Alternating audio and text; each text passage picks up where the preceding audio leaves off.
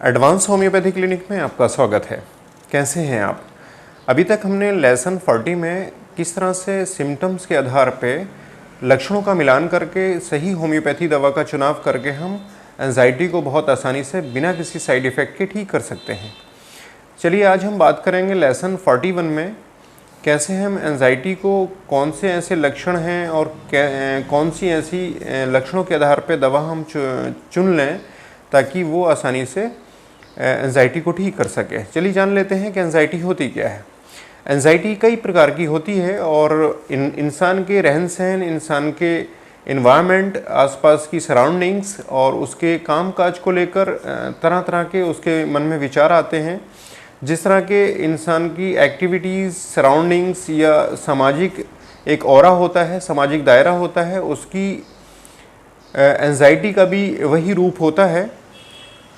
एक लक्षण होता है, मरीज़ कहता है कि डॉक्टर साहब हर बात में मुझे शंका होती है, ऐसा लगता है कि पूरी दुनिया उसके खिलाफ हो चुकी है, हर आदमी उसके खिलाफ साजिश रच रहा है, यहाँ तक कि उसके घर वाले भी उसके खिलाफ साजिश रच रहे हैं। वो एक बहुत ही शक वाली बीमारी में मुब्तला हो जाता है। और होता क्या है कि वैसे तो ये एक लक्षण जो शक का है, शक करने का है, जिसमें मरीज़ को लगता है कि लोग उसके खिलाफ हैं और उसके खाने में जहर मिला देंगे, उसको मारने की साजिश हो रही है, उसको पुलिस पकड़ के ले जाएगी। इस तरह के नेगेटिव थॉट्स उसके मन में घूमते रहते हैं।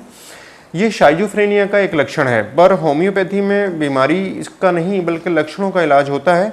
तो लक्षणों के आधार पे हम मरीज़ की टोटलिटी बनाते हैं उसकी केस टेकिंग के माध्यम से।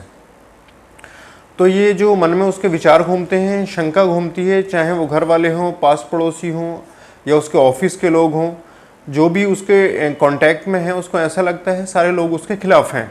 तो ये सब निगेटिविटी एक एंजाइटी का ही रूप है और इसको होम्योपैथी दवाओं से बड़ी आसानी से ठीक किया जा सकता है। जबकि दूसरे माध्यम में इन बीमारियों का सटीक इलाज नहीं है। इंसान पूरी ज़िंदगी जब तक जीता है इन दवाओं के सहारे जीता है। जबकि होम्योपैथी में अगर सिम्टम्स का पूरी तरह से मिलान कर लिया जाए तो ये दवाएं होम्योपैथी की इन बीमारियों को बहुत आसानी से ठीक कर देती हैं।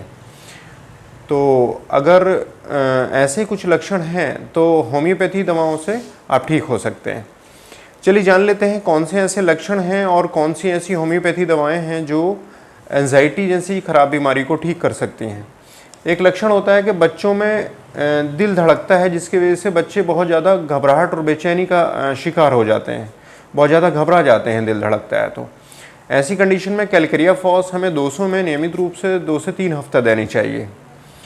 एक लक्षण होता है, मरीज़ कहता है डॉक्टर साहब जब दिल धड़कता है तो बहुत ज़्यादा घबराहट बेचैनी होती है और नींद नहीं आती है मुझे। तो सल्फ़र 30 में नियमित रूप से 1 हफ्ता देनी चाहिए। इस तरह की जो समस्याएं वो समाप्त हो जाती हैं। एक लक्षण होता है कि मरीज़ के हार्ट के आसपास जो पेरिकार्डियम है वहाँ पर पानी भर जाता है और मरीज़ बहुत ज़्यादा घबराहट बेचैनी का शिकार हो जाता है। ऐसी कंडीशन में कॉल्चिकम 30 में नियमित रूप से 2 से 3 हफ्ता देनी चाहिए। ये लक्षण है और लक्षणों का इलाज चूँकि होम्योपैथी में है। घबराहट बेचैनी होती है, एंजाइटी का शिकार होता है मरीज़, लेकिन लक्षणों के आधार पर किस तरह के लक्षण हैं।